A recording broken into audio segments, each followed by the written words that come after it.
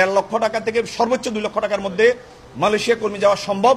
আমরা এই প্রস্তাবও দিয়েছি। আমাদের যে মাননীয় উপদেষ্টার কাছে আমরা এসেছিলাম, আমরা একটা স্মারকলিপি দিয়েছি। স্মারকলিপির বিষয়বস্তু ছিল, আপনি জানেন সাবেক ফেসিবাদী সরকারের আমলে মালয়েশিয়া শ্রমবাজারে সিন্ডিকেট হয়েছিল। প্রথমে 10 জন, পরে 25 জন, পরে 100 জনের সিন্ডিকেট হয়েছিল। এই সিন্ডিকেট চক্র বাংলাদেশ থেকে যত কর্মী গিয়েছে প্রত্যেকটা কর্মী থেকে 1,52,000 টাকা করে চাঁদা নিয়েছে। এই সিন্ডিকেটের একটা সিস্টেম ছিল FWCMS পদ্ধতি, অনলাইন পদ্ধতি। এই অনলাইন পদ্ধতি 5,000 রিঙ্গিট সমপরিমাণ টাকা প্রত্যেক কর্মী থেকে নিয়েছে। এভাবে তারা 12,000 কোটি টাকা তারা কিন্তু আত্মসাৎ করেছে।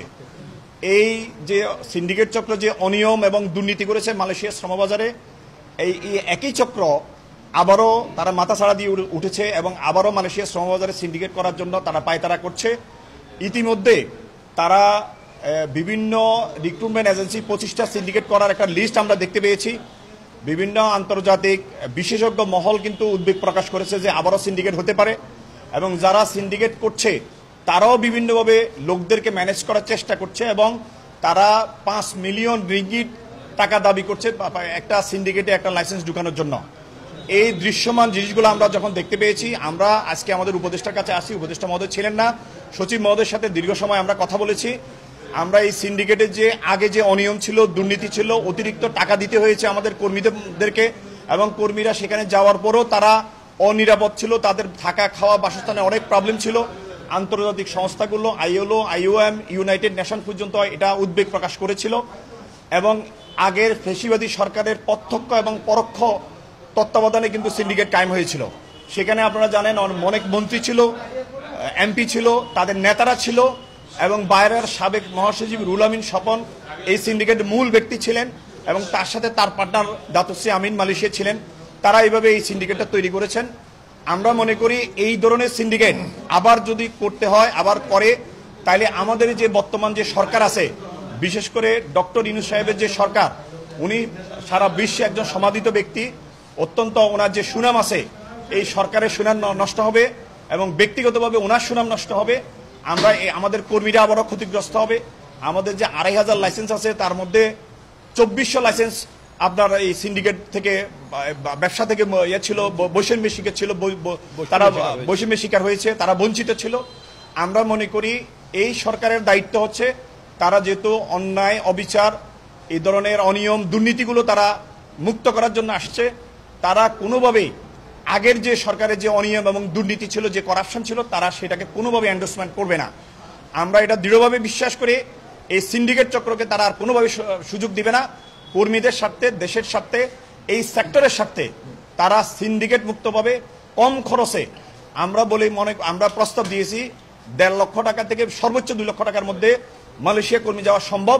আমরা এই প্রস্তাবও দিয়েছি, এবং সেভাবে যদি সরকার আমাদের, বিশেষ করে আমাদের এই মন্ত্রণালয়ের মাননীয় উপদেষ্টা, উনি যদি উদ্যোগী হন এবং আমাদের মাননীয় প্রধান উপদেষ্টাকে যদি এই বিষয়গুলো ভালোভাবে উনি বুঝিয়ে বলেন, উপদেষ্টা নিশ্চয়ই এর মধ্যে জানেন, আমরা জানি মালয়েশিয়ান প্রধানমন্ত্রীর সাথে আমাদের উপদেষ্টার একটা সখ্যতা আছে, ওনারা বন্ধুত্বের সম্পর্ক আছে।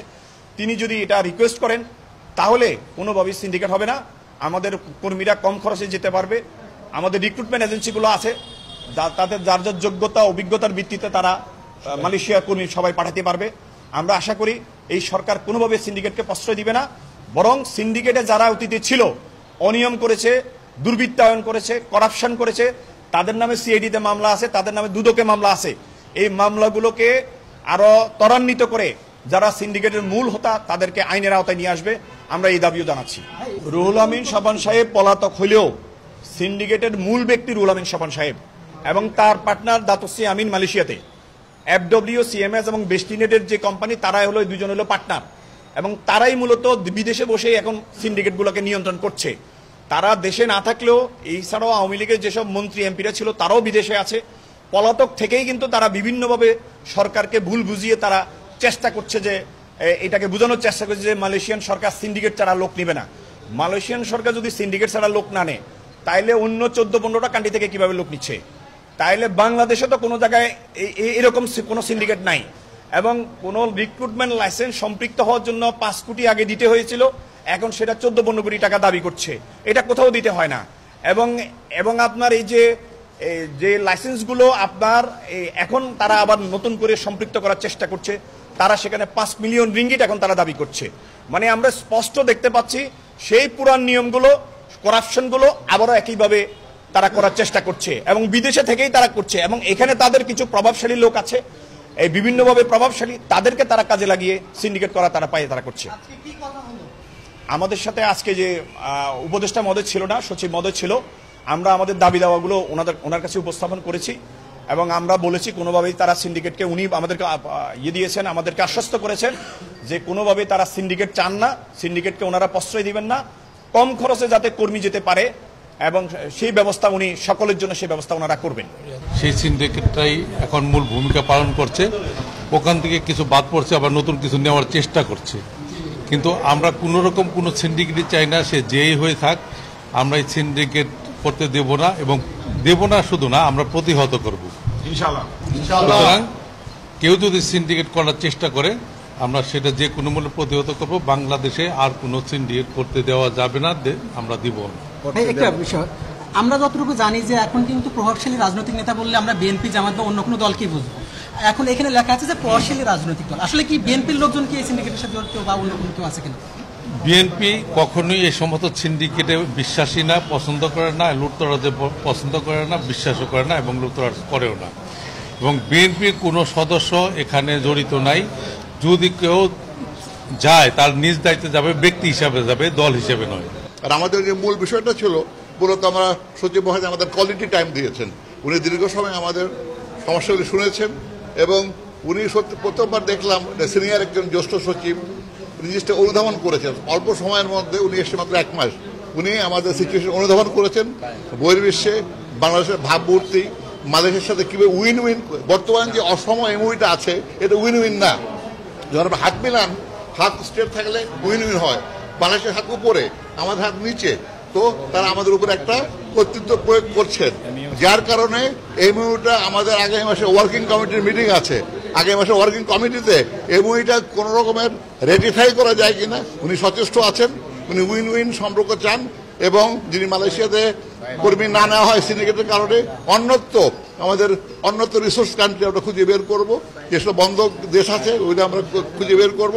এবং উনি আমাদের আশ্বস্ত করেছেন যে উনি দেখবেন ব্যাপারটা সকলে যেন ব্যবসা করতে পারে। আপনি জানবেন যে এখনো 18,000 মালয়েশিয়া কর্মী এখনো যেতে পারে নাই, নতুন করে কিভাবে নিচ্ছে, কোন সেক্টরে নিচ্ছে? উনি এই ব্যাপারে উনি খুবই আপনার স্পষ্ট বাক্যে ব্যাপারটা উনি উল্লেখ করে বলেছেন যে ওনারা মর্মাহত, আমরাও মর্মাহত যে 18,000 কর্মীর কোনো ব্যবস্থা হয় নাই। এতে একটা মালয়েশিয়া সরকারের কেন অনীহা এটা আমাদের জানা নাই। তো আমাদের ধারণা এই কাজগুলি জবলেস ছিল বিধায় এই লোকগুলি তারা নিতে আগ্রহ হয়নি। দের ইজ নো ক্লেম, এগুলো এমপ্লয়ার নাই, তো নেবে কি, কার জন্য নেবে? তো এটাই একটা আমাদের বিরাট কোয়েশ্চেন যে নতুন করে সমঝোতা হওয়ার আগে একটা ঝামেলা শেষ করে নতুন করে আবার নতুন এমওইউ করবেন। এটা একটা আমাদের পেন্ডিং ইস্যু আছে 18,000-এর ব্যাপারে। এটা কোনো শুরু হয় নাই। আগামী যে ওয়ার্কিং কমিটি মিটিং আছে ওখানে এটা শুরু হওয়ার একটা সম্ভাবনা আছে। মালয়েশিয়া কোন কোন সেক্টরে নিতে চাচ্ছে নতুন করে কর্মী, আপনারা তো জানেন?